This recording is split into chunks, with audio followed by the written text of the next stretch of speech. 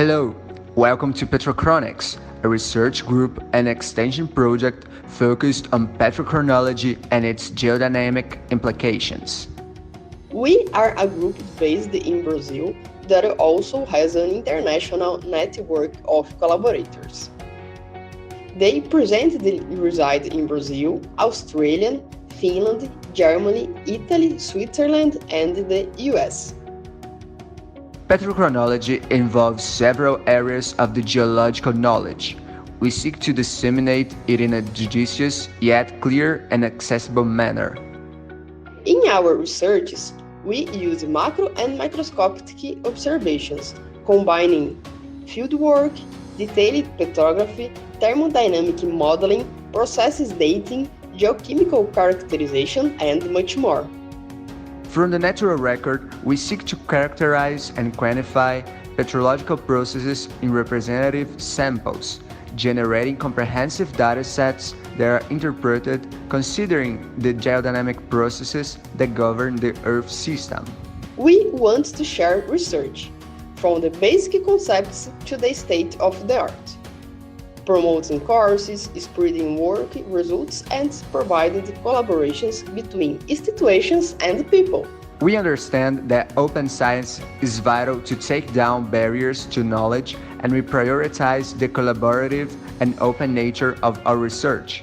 We also propose discussions on integrity and responsibility in the scientific environment. As values, we believe in diversity, representativeness, and access to information. We seek to mirror these values in our initiatives.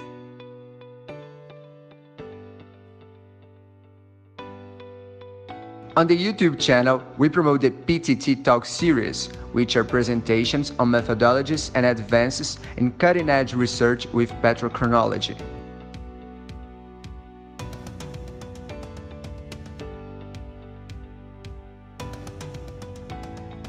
Our actions also include the organization of lectures, courses, workshops, and meetings open to the community.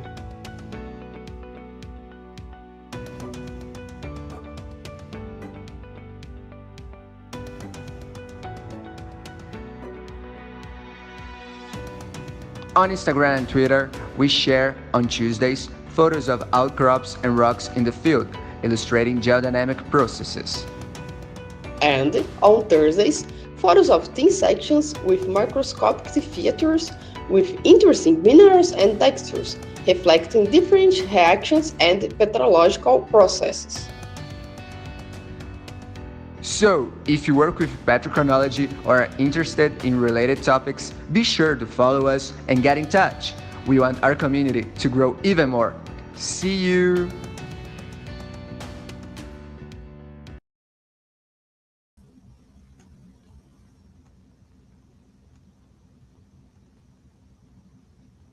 So hello everybody, welcome to our 3060 PTT talk and the second one of 2026.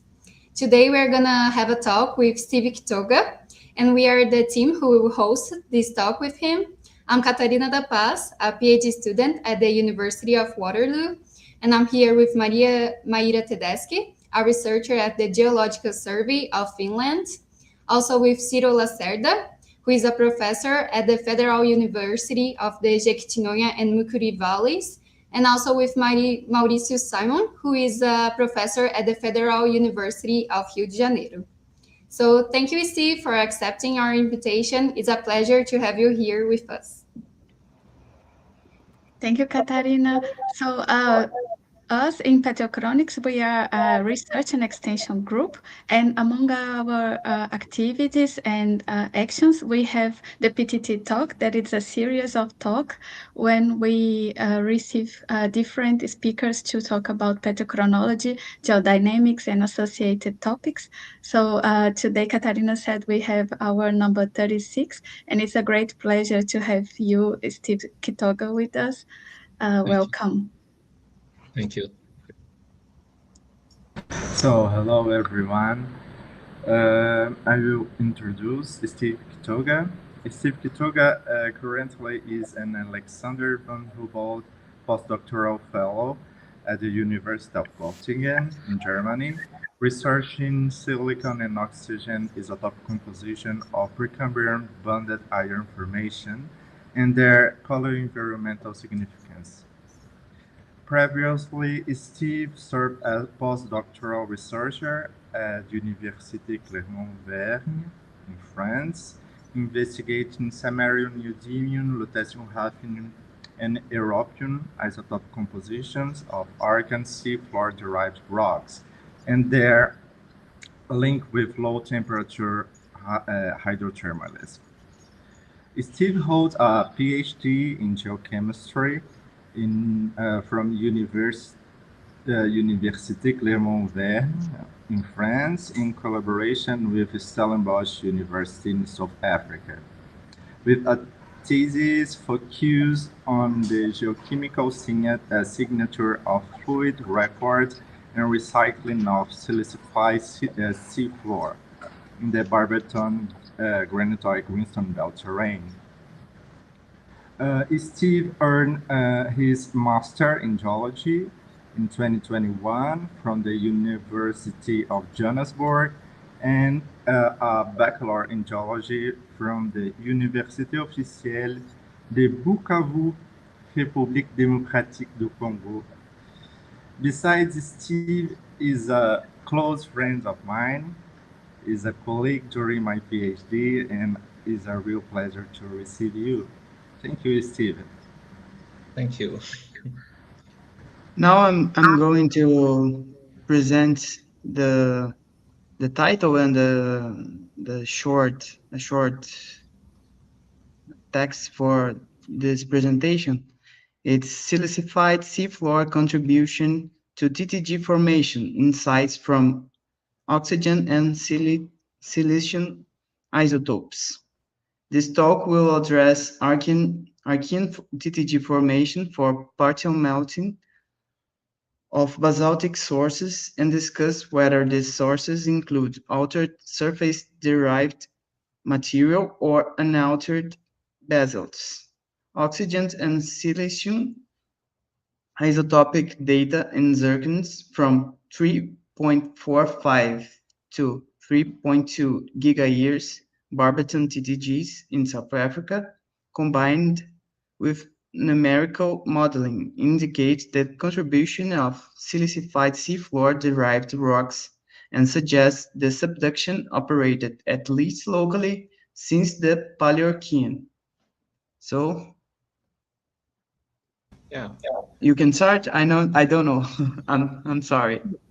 I'll put So, your presentation, and okay. when you feel ready. Yeah, thank you very much, Ciro and Mauricio and everyone for welcoming me and for the introduction. I'm so glad to talk about our research. So this research was done as part of my PhD, where I was trying to understand the geochemical signature of silicified seafloor rock dating from the Archean, and whether or if these rocks were recycled into the source zone of Archean TTGs. And I'll try to present this to you. Actually, most of this presentation will be a paper that appeared quite recently. It's a very short paper in Geochemical Perspective Letters, but here I will give details of the background, the methods, and everything we did in order to come up with the conclusions presented in that paper. So, yeah, Archean rocks. So I'm interested in Archean rocks, and these rocks appear actually almost on every continent, and they are the cores of these continents. We know them as cratonic terrains. Here I show an example. I'm interested in one of these terrains, which is the Caval Craton in Southern Africa, pointed by the arrow on the map, and particularly in the Barberton terrain of this craton that we'll talk about later. But almost every Archean craton, as shown here with the example of the Pilbara, shows a bimodal constitution, which means that it's formed by two types of materials. There are on one side greenstone terrains or greenstone belts shown on the map on the right in green, and there are granites shown by the red bodies. And in all Archean cratons, these are always associated. The greenstones of Archean cratons comprise many different types of rocks, most of which are supracrustal rocks. They are generally dominated by basaltic rocks, as you can see here on the right. Basaltic rocks which come from partial melting of a mantle, but in addition to the basalts, they also contain sediments due to precipitation in an ocean, like for example, the beefs shown here, or even the conglomerate shown on the right. In addition to these greenstone belts, we find also granitoids, which are actually the dominant lithologies in cratonic terrains of Archean age. There are two main types of granitoids, so two main end-member compositions. As shown here on the right again, there are first TTGs, which are series going from tonalites to granodiorite in compositions. These are particularly sodium-rich granitoids, and they therefore crystallize sodium-rich plagioclase, which are generally white.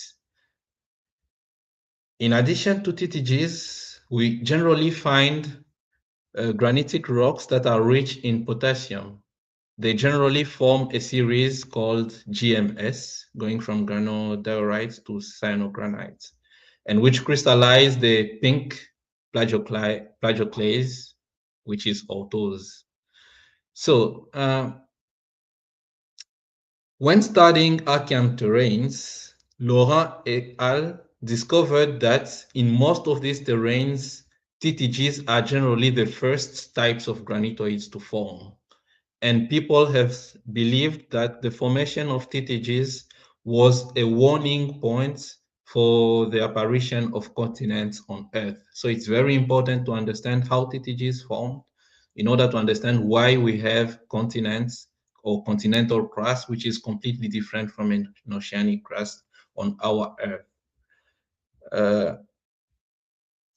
Moyen also completed the idea of Laurent by showing that actually in southern Africa, in the Cap Verde craton, the formation of the craton went through different processes, which included first partial melting of a mantle, then partial melting of the mafic crust produced by melting of the mantle to produce TTGs. And finally, many other steps continued with the formation of evolved granites, which were rich in potassium. But in this presentation and in my work, we were interested in knowing how exactly did a mafic crust manage to produce a unique granitic unite, which are TTGs, and actually different generations of TTGs in Southern Africa. This is a very important question, and it's still not really understood, as it was summarized recently by Laurent. This study summarized actually ideas that have been around since more than 50 years, that TTGs could form in many different ways, with extreme cases involving the recycling of a crust that had interacted with the aqueous reservoir or with the hydrosphere at relatively low temperature. So this recycling in case A or B here is due to subduction for some authors, but others believe that back in the Archean, subduction was not yet operational on Earth, and the recycling either operated by burial of altered material below younger eruptions or younger sedimentation, or simply the studies in model E or IF proposed that material coming from surface was not needed to produce TTGs by partial melting at the bottom of a mafic crust. So in the literature, currently we have different models, and it's not really understood whether, so two questions are not yet fully answered. The first is, were seawater altered rocks from the surface or from the seafloor really involved in TTG formation? And the second is, if these rocks were involved, did subduction contribute to their transport from the surface to the source of TTGs or not? And these are the questions that we were trying to answer by measuring oxygen and silicon isotopes in TTGs. As a geological background, as I just introduced, our study was focused on the Barberton greenstone terrain in South Africa. So this is the map of the Barberton greenstone terrain. And this terrain, like any other Archean terrain, is dominated by granite or granitoids. The earliest granitoids had a TTG composition and formed in at least 3 different generations. The earliest granitoids crop out in southeast of the terrain and had the age of 3.51 gigayear. They were followed by granitoids aged of 3.45 to 3.43 gigayears in the southern part of the belt. And finally, the last generation of TTGs formed and is cropping out in the western part, and it includes rocks of 3.2 to 3.25 gigayears old. So in Barberton, we first have these 3 generations of TTGs. In addition to this, we actually also have the GMS, which are the potassium-rich granites, which crop actually in the southern, eastern, and northern part of the belts. In addition to the granitoids, the Barberton comprises also a greenstone succession, which comprises 3 different formations: the Onverwerts in green, the fig tree, and the Moody's in yellow. Here we are interested in the Onverwerts group, particularly because, as shown on the stratigraphic succession here, the Onverwert is dominated by the rocks that I colored in green in our paper in 2024. And these are generally basalts coming from partial melting of a mantle. So we believe, or people believe, that the Onverwert group would be an equivalent of an oceanic crust today, which is dominated by material coming from partial melting of a mantle. But also, more importantly, in the Onverwert group, we find many layers or levels formed of first sedimentary rocks due to precipitation in the ocean, which, with the example of cherts shown here on the right. And also below these cherts, we generally find highly silicified basalts, which are known to have formed by interaction between seawater and the basalts. And because seawater was rich in silica, it replaced magmatic minerals by silica. So this was the process of silicification. Now, on the figure in the center, what is shown is the delta 18O, means the oxygen isotope composition, and the silicon isotope composition of silicified basalts, shown in orange, and of cherts or silicified sediments, shown in gray or black. What's very important here is that the silicified rocks have very high delta 18O, with values going from 8 to more than 16 for delta 18O, which is very high compared to the values of basaltic rocks coming from the mantle. Normally, basaltic rocks from the mantle are between 5 and 6 per mil in delta 18O. This is also the case for delta 30 silicon. The silicified rocks have values that are generally or on average around plus 0.6, while rocks coming from the mantle are generally around minus 0.3. So there is a clear difference between silicified rocks and non-silicified rocks in terms of oxygen and silicon isotope composition. Before discussing on the origin and the significance of these values, let's give a background on oxygen and silicon isotopes geochemistry. So we know that oxygen has 3 isotopes and silicon also does have 3 isotopes. In general, and in the case of this study, we are generally interested in the ratio oxygen 18 over oxygen 16, which is just the ratio of abundances of these 2 isotopes in nature or in natural rocks or substances. And the ratio, we are also interested in the ratio 30 silicon over 28 silicon. The notation is the normal delta notation, which is just a normalization of the ratio in a sample over a ratio in a standard. It means that the other way to understand the delta is that my rock is this much different from a standard in per mil. So that's just the definition of the delta. It just allows to compare different material on Earth. Now, there are many reasons why rocks on Earth can have different deltas, and particularly different delta 18 or delta 30. The first, which is interest for my presentation, would be interaction with fluids. Interaction with fluids generates isotopic fractionation, especially at low temperature. The second reason would be magmatic differentiation. This is because when a mineral crystallizes in a melt, it acquires an isotopic composition that is different from this melt.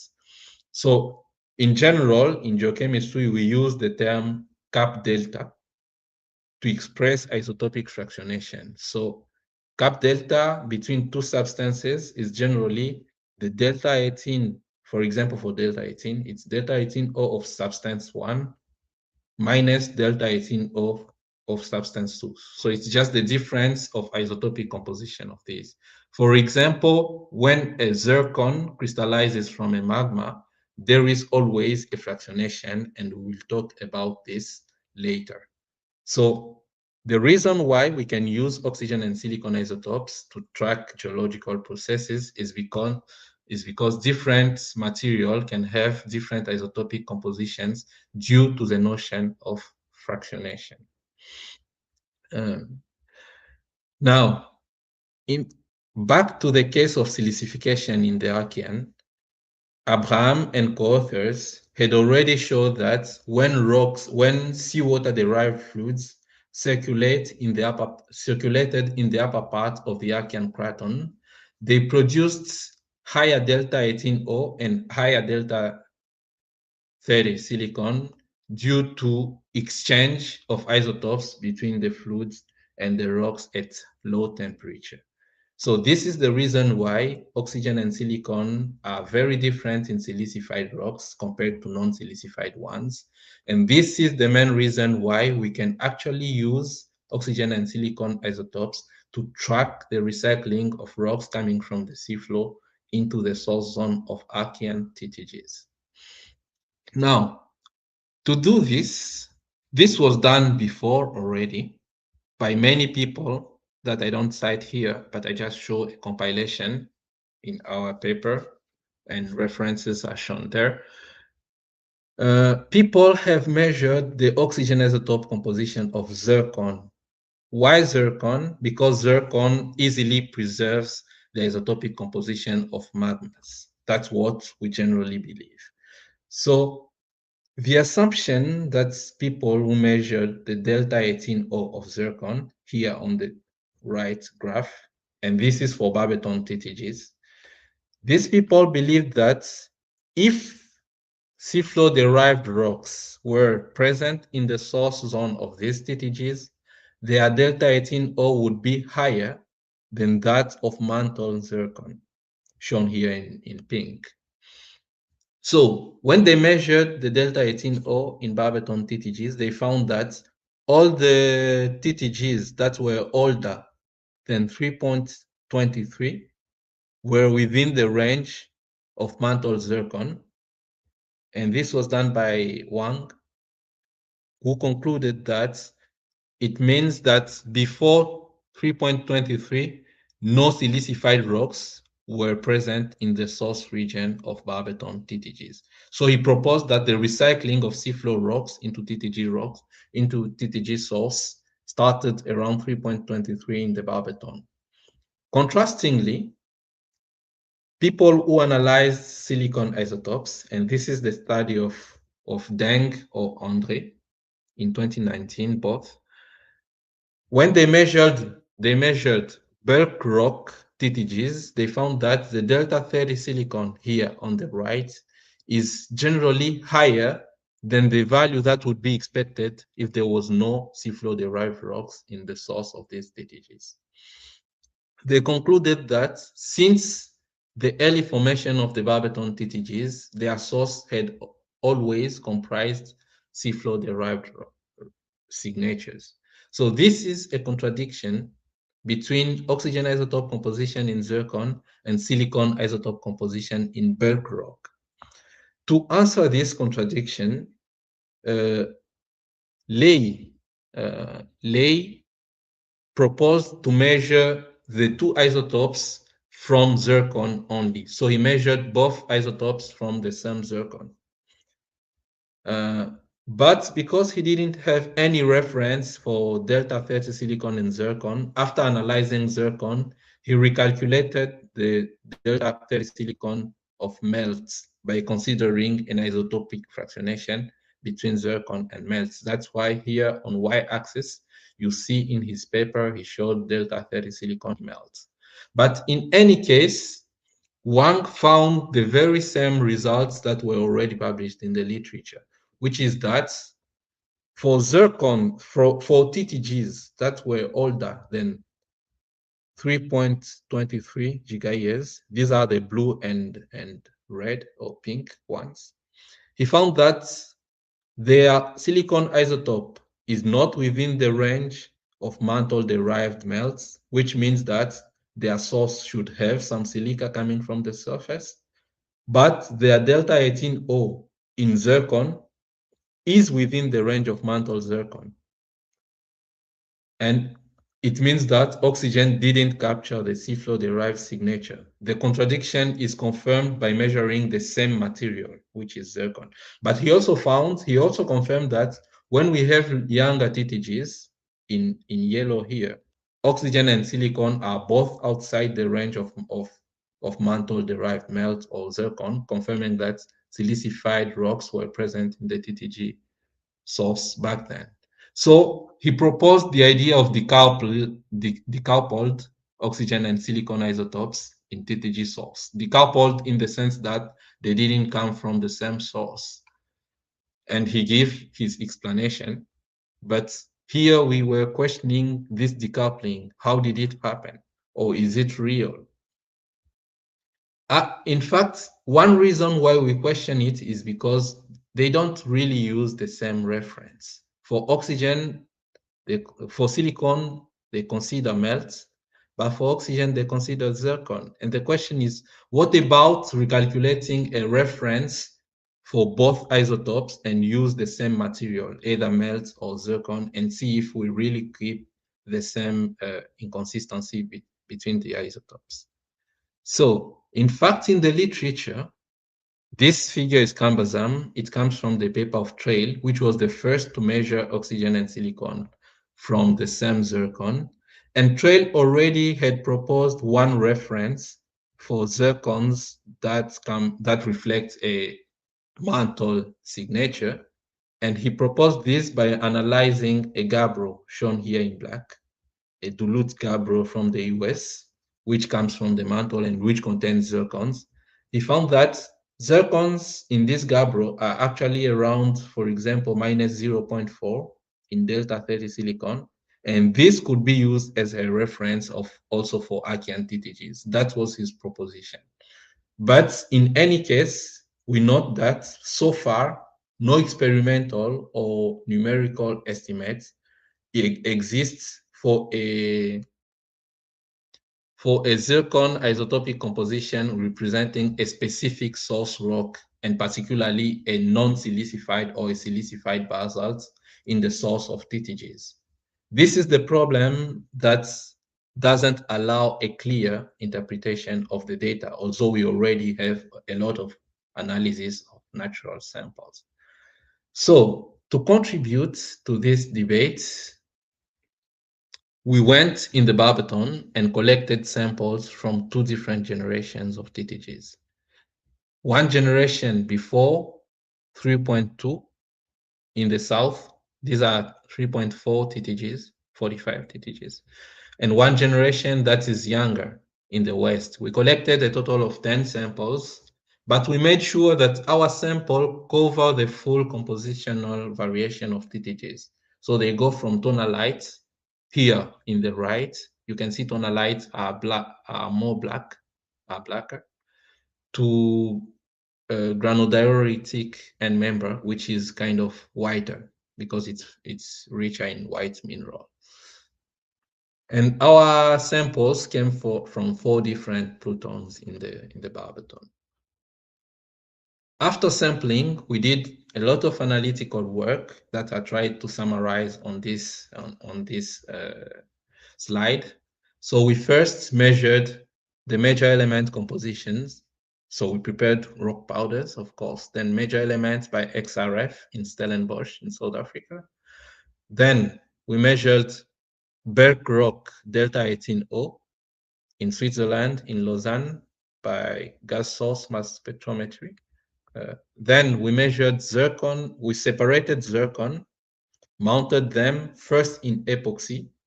Then we cut the epoxy and mounted in indium to make sure SIMS analysis would be stable.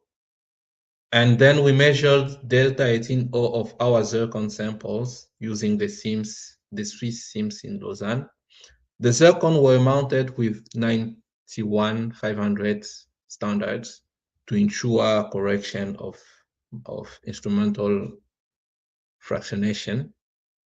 And after oxygen isotope analysis, we also conducted silicon isotope analysis on the same zircons at LMV, Laboratoire Magma et Volcan in Clermont-Ferrand, using a laser ablation coupled with a Neptune Plus MCICPMS, shown here on the right. So the zircons were also imaged by BSC and also in transmitted and reflected light to see any cracks or any deterioration. In addition to these measurements, which complement data already present in the literature, we conducted also, first, before that, these are some images of the zircons. You can see that in some cases we had pretty good zircons, but which were fractured. And in these cases, we excluded the data because the zircons might not have preserved magmatic isotopic compositions. Here on the bottom, I show you one of the type of zircons that we had and that we considered, which are pretty much magmatic with a very nice zonation, even if the rocks are very old. So we think they preserved isotopic composition acquired from the magma. Now, in addition to these measurements, we did the first modeling with the objective of determining oxygen and silicon isotopic signatures that truly reflect source lithologies, both in Berg rock TTGs, but also in zircons. To do this modeling, the first step was to use Perplex to determine the phase equilibrium at different pressure and temperature conditions. In the right, you have an example of what we found as results with the melts produced and the abundant. So right y-axis shows abundances of phases, x-axis shows temperature, and we repeated this at different pressure PT, following different PT paths. So we considered also the change in pressure. And we, in addition to determining the proportions of phases, we also used Perplex to calculate the composition of the melts produced. On the left side, you can see a plot of the different melts produced at different PT conditions and different, for two different lithologies. It's important to note that our model was done for first one lithology, which is a fresh basalt. So it's just an average basalt from the Barberton that we calculated and used for modeling. And the second lithology was a silicified basalt. We noted that by partial melting of a fresh basalt in presence of water, so this is water present model, produced compositions that are like TTG composition, that are like the composition of primary TTG melts that was proposed in the literature, shown here with the red circle in the trondhjemite field. But for silicified rocks, as you can see with the triangles, the melt was very, very different and was truly potassic. And this was the first result of our model. It was that silicified rocks alone cannot produce a TTG like melt. You need to have a fresh basalt in there because silicified rocks are very poor in sodium. And that's why they can't produce a TTG themselves. So after doing this first calculation of a melt and of mineral phases with which it's in equilibrium, we used different fractionation. So I just told you what isotopic fractionation is, and we went in the literature, compiled isotopic fractionations between minerals and TTG liquids that were published both for oxygen and silicon. And we also set a composition for our source lithologies. For the basaltic source, we set a delta 18 of 5.6 per mil and the delta 30 of minus 0.29 per mil. And for the silicified source, we also set an average isotopic compositions that are based on real data or real analysis of Barberton rocks. Then using these assumptions, in a third step, we used these formulas, which were proposed by Luc André in his paper in 2022, to calculate the isotopic composition of the melts. So this is how we modeled the oxygen and silicon isotopic composition of melts coming from partial melting of specific sources. After knowing the isotopic composition of the melts or of the liquids, we also calculated the isotopic composition of the zircon coming from this liquid. And for this, we simply used empirical formulas. One would use also ab initio calculations, but we were definitely not able to do that. But we took formulas from the literature, which express the fractionation of oxygen and silicon isotopes between a melt and a zircon as a function of temperature and composition of the melt. So we used just these formulas and we were able to calculate the isotopic composition of zircon coming from the melts that we had modeled before. So this is what we did in this study. Now I'm going to present you our results and their discussion. First, I'm presenting the oxygen isotope compositions that we measured. As I just mentioned, we measured bulk rock, which are shown here in, this is turquoise, it's a bluish color, in blue or green. So these are measurements of bulk rock samples. Our samples are shown with bigger circles, and literature data published by Faure and Harris are shown with this distribution here in the right. And you can see that actually the measurements we did in our 6 samples are consistent with those done previously by Faure in other TTGs from the Barberton.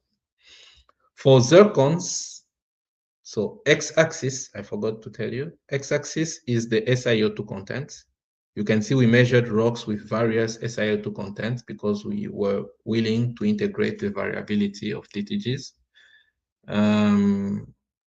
But our zircons, you can see that they are generally lower in delta 18O compared to bulk rock analysis. And more importantly, as also shown in the past, they are generally within the field of mantle zircons in terms of delta 18O. Our data confirm previous analyses, which are shown here, of zircons, which are shown here with smaller circles, and confirm actually that, yeah, most Barberton TTGs have their zircons within the range of mantle zircons. Next, results are measured silicon isotope compositions. We did not measure bulk rock samples for silicon because we couldn't do this, but we took data, but here I show data from the literature taken from Deng and Lee Contre's paper in green again. What we measured is zircon, delta 30 silicon in zircon. You can see that all our zircons are consistent, mostly consistent with the data analyzed in the past, which are shown with smaller circles in black. Our zircons are also in black, but with bigger circles. But more importantly, most samples are higher in terms of delta 30 silicon than the mantle range that was proposed by Trail in his 2018 paper. Particularly, two samples have their zircons lower than the mantle range. And this is an important observation also. Just to go back to the oxygen, we also note that the two samples, which are cells 1 and NL2, the two samples have also the lowest delta 18O, and we'll discuss the significance of their composition later. When looking at our data and their variation in terms of SiO2, we did not find any link between variation of isotopic composition and variation of SiO2 contents or variation of major element contents. And this means that the isotopic variation in our samples is not due to magmatic differentiation.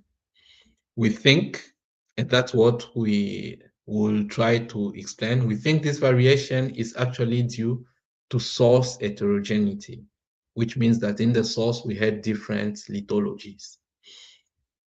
To explain this, we did a model, and here I'm showing the modeled isotopic compositions. So the lines with colors are melt compositions modeled at different PT conditions, but here we show them the color coding is a function of melting degree, which means the proportion of melt in weight. And for every curve, each curve represents a PT path, and for every curve we have specific compositions where we preferentially produced melts that look like TTGs when melting a fresh mafic crust. These are shown with bigger diamonds on the colored curves.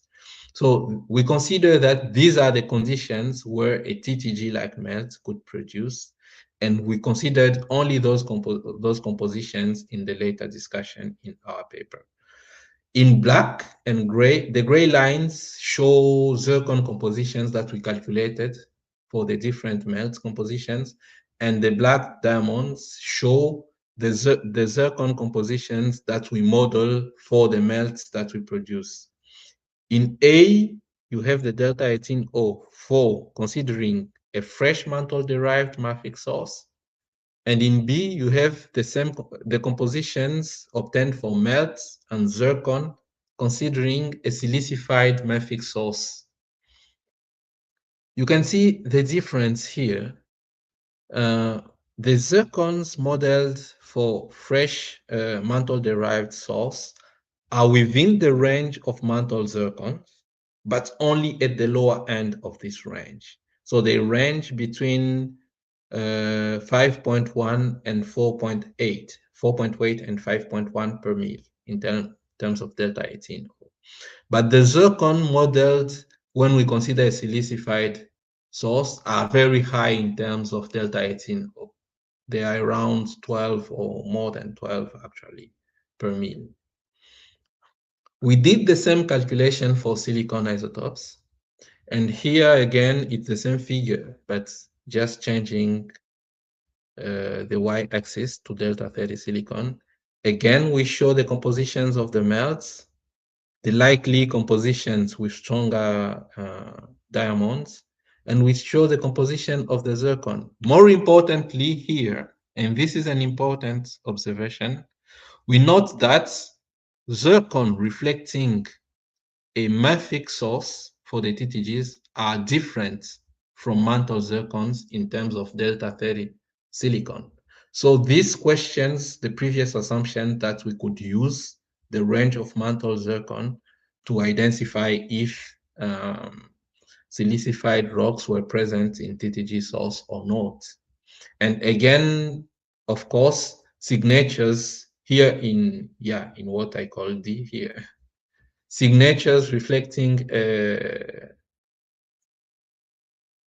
silicified source are completely higher. They are positive, actually. You can see delta 30 are positive, which means they are higher than those reflecting a non-silicified source in our model again. So now these are our results. To understand these results, we used these model compositions as n member to see if actually we can detect any seafloor-derived silicified rocks in the TTG source. So these graphs here show our mixing calculations, and members are only the difference between this graph and the ones in the literature is that our n members are modeled. So the n members in this graph are our modeling results. And we see that all Barberton TTG zircons can be explained by a mixing between a signature coming from a non-silicified source, which would be a mantle-derived basalt, and a silicified component, which brings in higher delta 18O and higher delta 30 silicon. This applies for the zircons, but it applies also for the Berg rock here in B. Of course, for Berg rock, we had to calculate an average per pluton because you see we measured oxygen, we didn't measure silicon. Other people measured silicon isotopes, but not oxygen. And to use this data, we had to calculate an average per pluton to integrate the whole data sets. But in any case, Berg rock also confirmed that to explain. So here we reconcile Berg rock and zircon analysis in that they both confirm the presence of silicified rocks in the TTG source.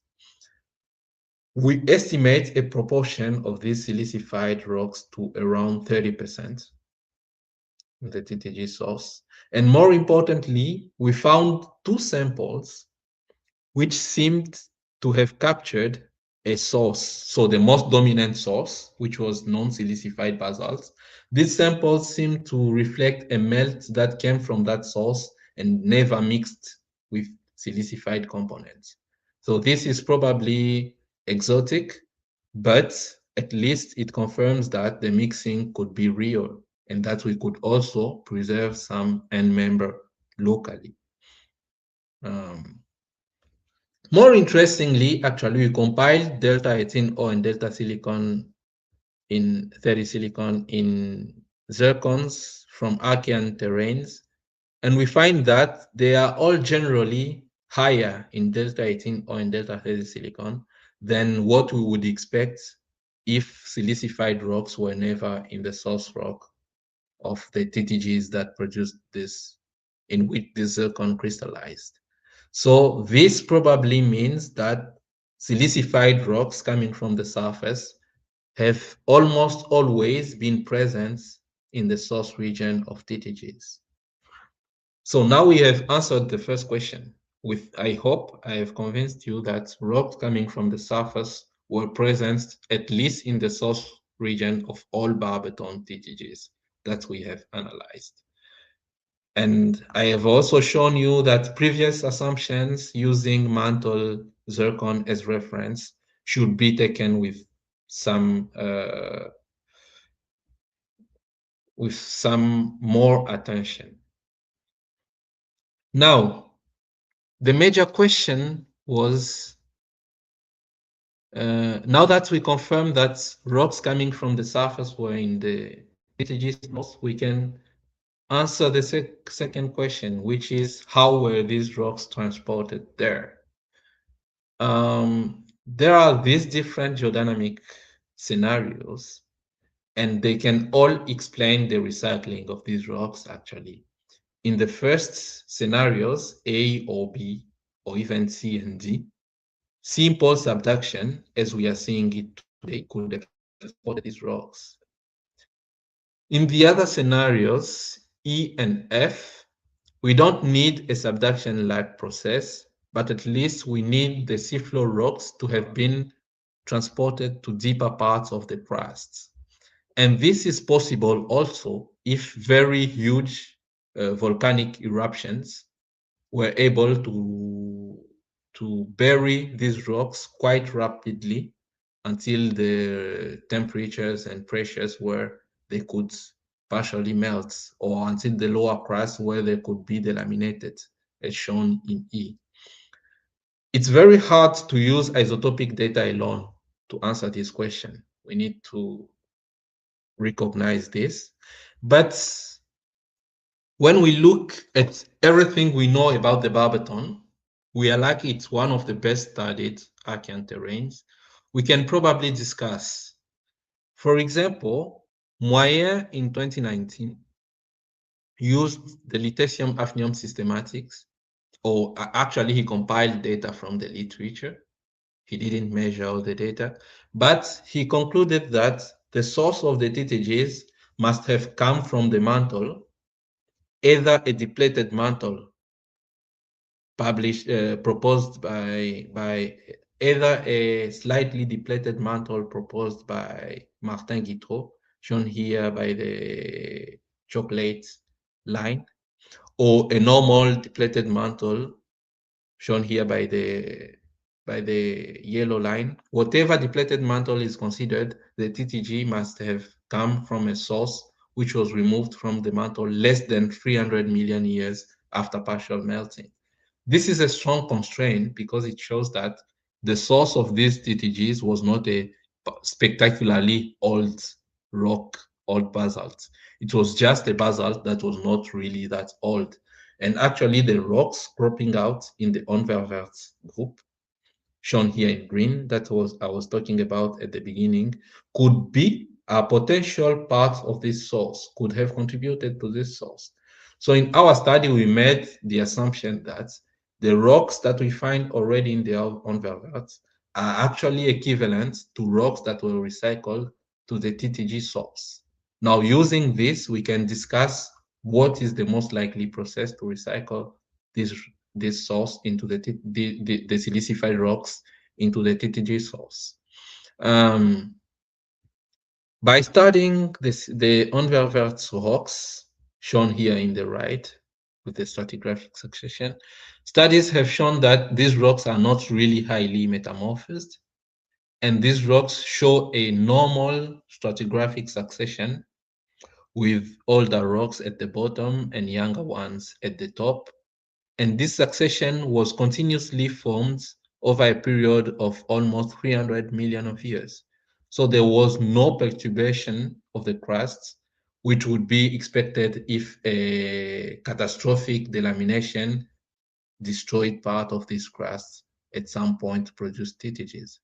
So we have discussed and considered this geology to propose that actually in the Barberton, it's unlikely that the rocks that were formed at the surface were buried to greater depths without being subducted. Because again, if this was the case, we would see a high-grade metamorphism in the area, or we would at least see a very huge or a very thick layer of basalts due to a strong eruption at some point. So we concluded that combining isotopic compositions with geological knowledge suggests that in the Barberton, subduction is the most likely scenario that transported seafloor-derived rocks into the source of TTGs. In the case of the Barberton, actually, this was already proposed more than 20 years ago by Gary Stevens and among others. And it is being confirmed currently. For example, there is a paper that came out by Jean-Baptiste Combaz, which also confirms that subduction was probably operating in that area during the Paleoarchean and during the formation of the TTGs that we see there. So this is what we have done. To conclude, I want to remind the two questions. Were seawater altered rocks from the seafloor involved in TTG formation? In the case of the Barberton, yes, oxygen and silicon isotope, both in zircon and in bulk rock, confirm that at least 30% of silicified rocks must have been present in the TTG source. Did subduction contribute to recycling the seafloor-derived rocks? Again, in the case of the Barberton, it seems like it was the case. This does not mean that subduction was operating globally. It doesn't mean that plate tectonics was already active as it is today, but it means that while in some areas, like the Pilbara, people see that subduction was not operational, at least in Barberton, during the Paleoarchean, subduction was already operational. So probably there was some local subduction that was operating there.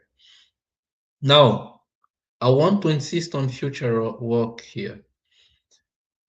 I would, to continue with this study or to conduct similar study elsewhere, maybe we would need to develop more analysis of silicon isotopes.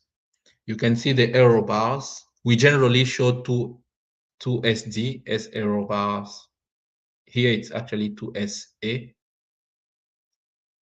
error bars in our lab. But yeah, we don't have so really precise silicon isotopes. It's not only us, but it's very hard to measure silicon isotopes by laser ablation, and probably more development would help to see more variations in the isotopic compositions of natural rocks. Second would be, in this study, we have proposed a numerical calculation, but it would be perfect if some experimentalists confirmed the fractionations that we propose between a source and its melts, or a zircon and the melts in which it crystallizes. This would help interpret better zircon or bulk rock, oxygen and silicon analysis. So with that, I want to show you that this is the paper I was discussing about. Please have a look and probably chat about it. Thank you for your attention. Thank you, Steve. Very interesting. A lot of work with modeling. Yeah, and now we are gonna start our question and answer session. So for who is watching on YouTube, feel free to send your questions on chat. Then we're gonna read to Steve to answer. Yeah, but I think we can start with questions from the hosts. So feel free.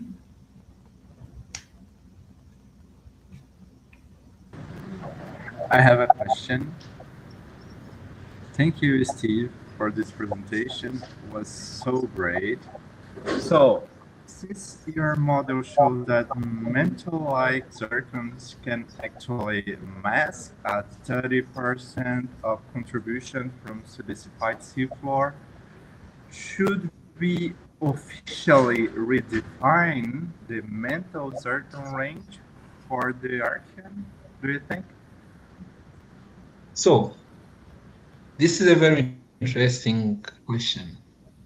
You know, the mantle zircon range, we have to go back to its definition. It came from John Valley, who found some zircons in kimberlites, measured the oxygen isotope composition, and found that these oxygen isotope composition are similar to mantle rocks. And then he said that zircon from the mantle reflect, and then there is some magic that was used early on to say that we can use the mantle zircon as reference when studying granites. This is probably correct when you study modern rocks, because in any case, the difference between mantle zircon and what we have modeled is probably not that high, especially for oxygen, not for silicon. But when you go in detail, you find that mantle system and TTG system are completely different. So in my case, what I would recommend is just stop using the mantle range. Find an alternative for zircon representing certain lithology in TTG system. Like that's more rigorous, I think. And this needs to be confirmed by experimental studies, because when you see a mantle zircon crystallizes in presence probably of garnet or olivine, and so, but a TTG zircon crystallizes in presence of feldspars, amphibole, quartz. The fractionation of isotopes cannot be the same, and so you can't really compare it. Yeah, that's what we are now starting to think. That's cool. I would recommend using our model values, or at least looking at experiments from Dustin Trail. Trail has done some experiments for silicon isotopes, and I think that those are closer than the mantle zircon range. Yeah.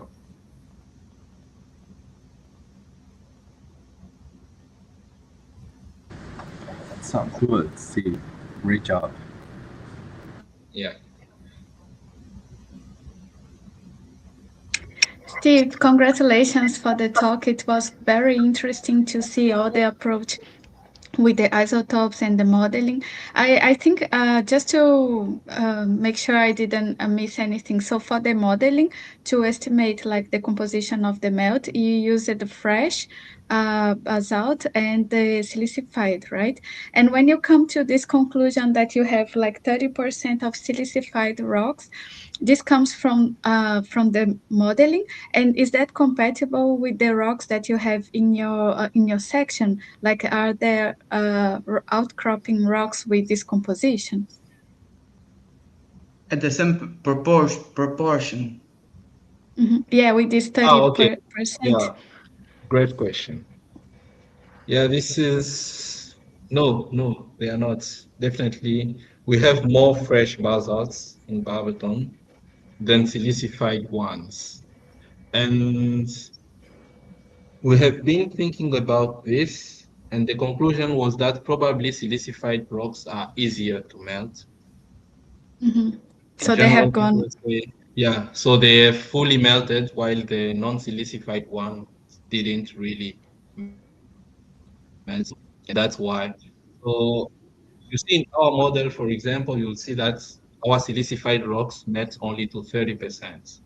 You leave behind another portion of the rock, which is very rich in silica, and which will stay in the source. So when we discussed about this with authors, we said that probably that remnant of the silicified rock will be metasomatized by melts coming from the non-silicified and remelted again. This is very hard to model, but probably silicified rock is overrepresented in the TTG because it's just more fertile than the other. This is the possibility. Probably we are just wrong. I'm looking forward to see testing this hypothesis in other areas as well. I'm sure Ciro and Mauricio already like shining eyes for that in Brazil. Mm-hmm. Yes. Yeah. Is there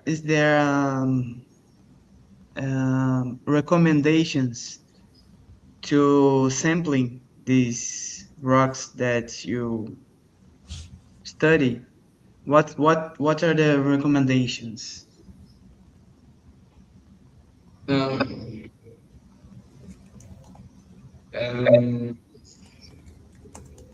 yeah, I think one thing that we don't understand right now is the effect. You know, now people are thinking TTGs evolved as meshes, which means that there was complex differentiation in there. Mm-hmm. And we don't really understand how this mesh system would affect the isotopes.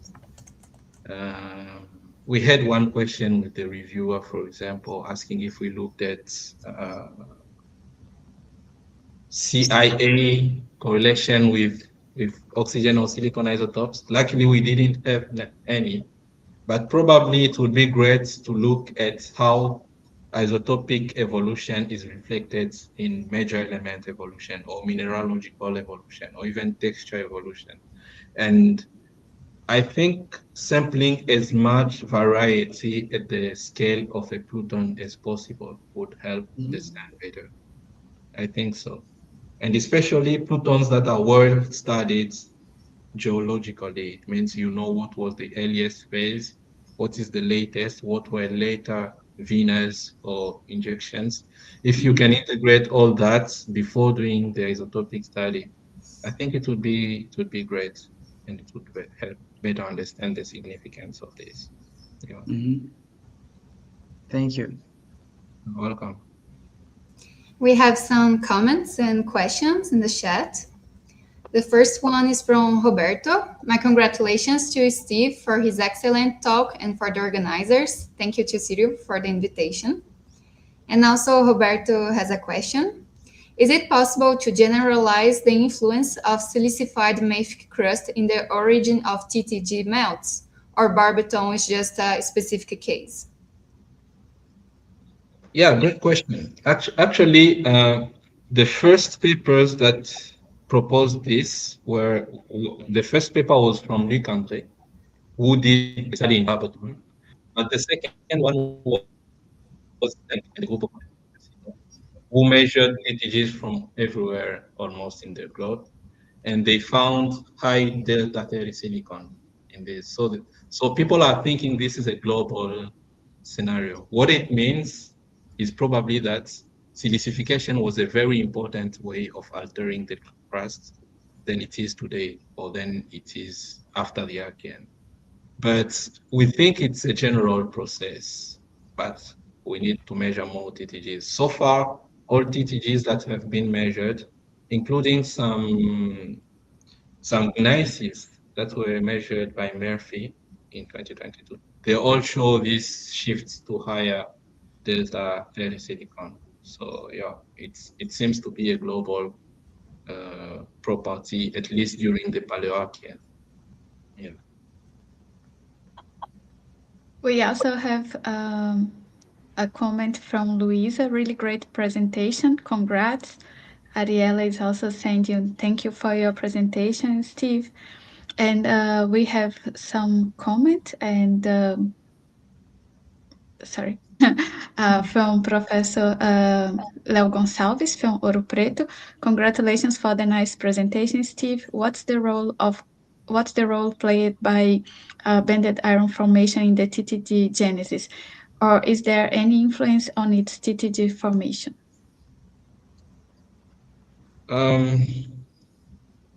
Thank you for the question.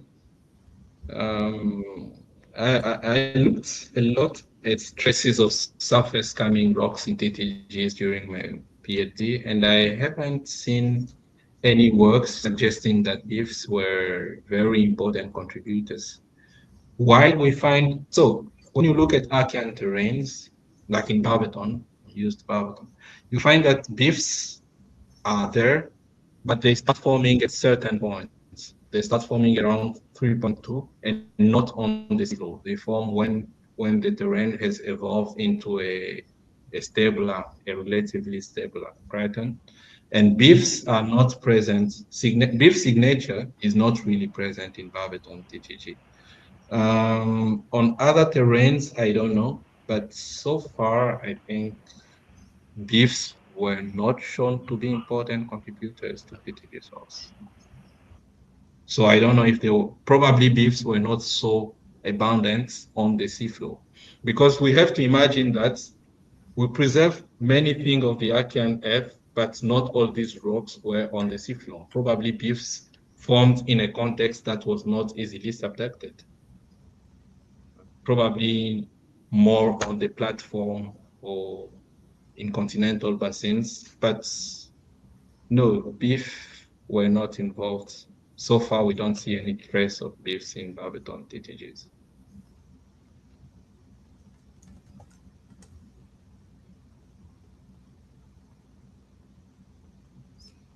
We have one more question, another one from Roberto. You have worked with Paleoarchean TTGs. Are your conclusions applicable for Meso and Archean TTGs?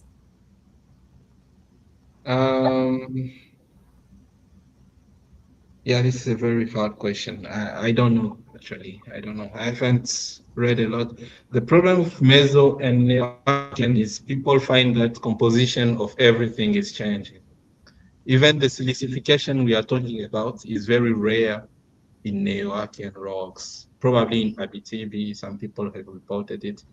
But in discussion with people like Axel Hoffman, it seems like in these younger rocks, you have less of this silicification or less of cherts, and probably seawater composition would have changed also. And I haven't, probably people need to measure younger TTGs. So people using these tools have not yet measured Neo-Archean TTGs. That's why I don't have an answer. I haven't seen a paper where people showed that the Archean TTGs contained silicified and member. Yeah, I don't know.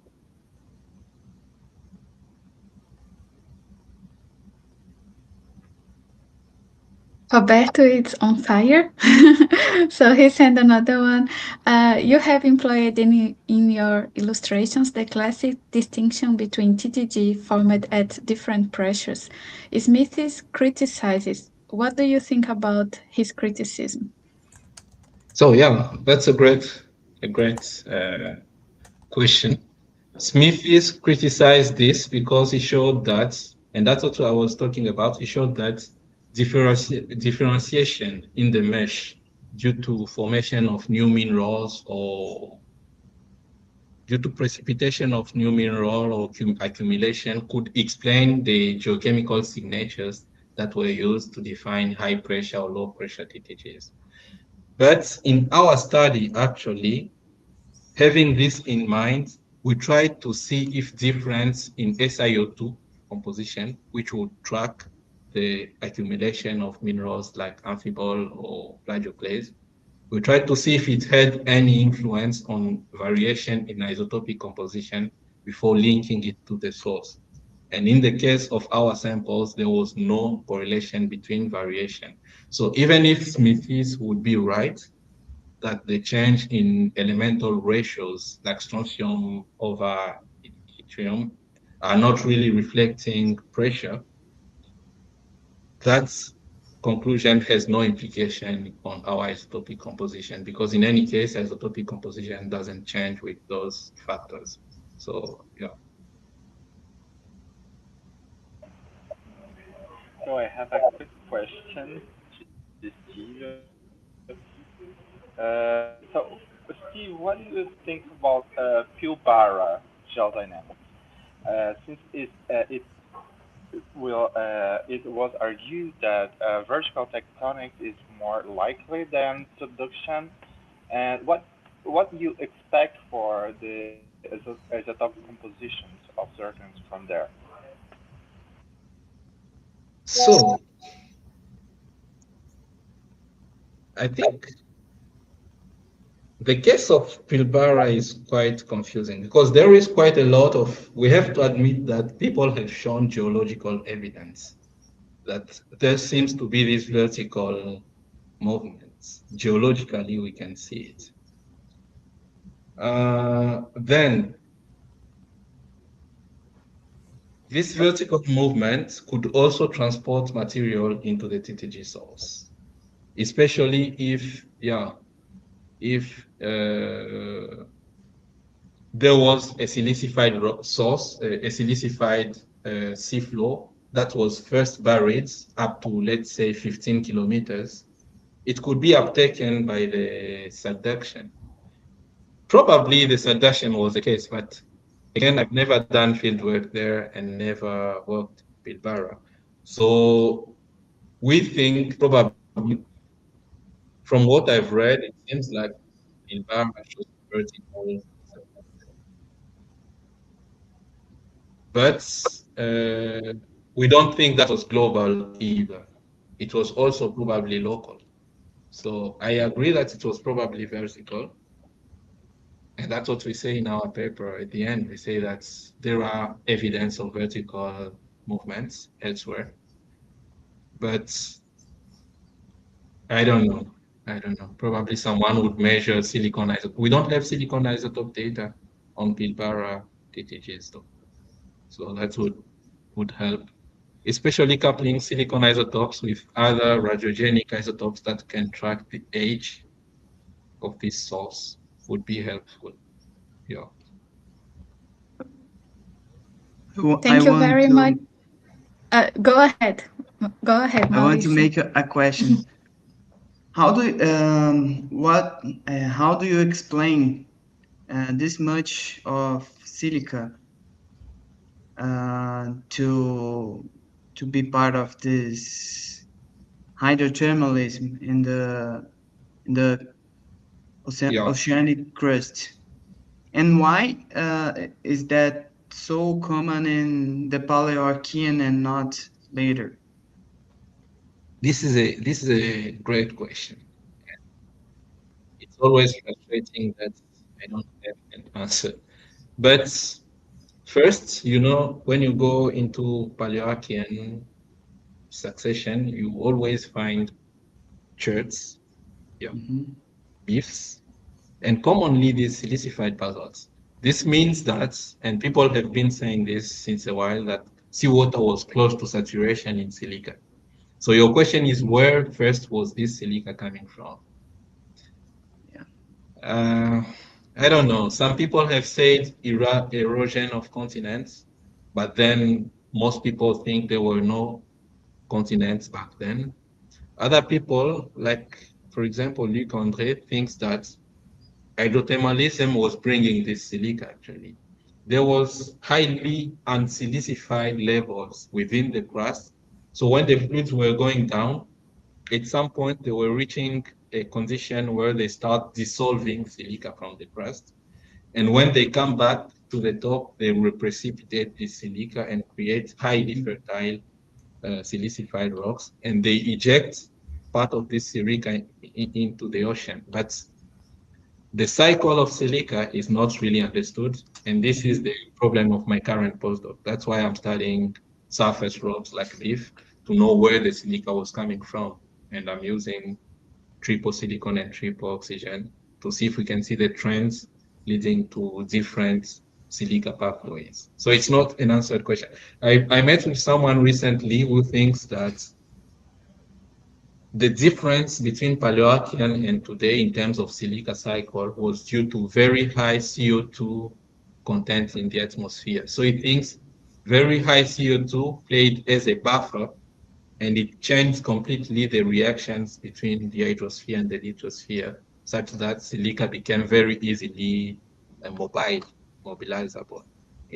But yeah, we don't understand this a lot, and that's why we are still studying the supracrustal rocks of Archean age. Yeah. Thank you very much.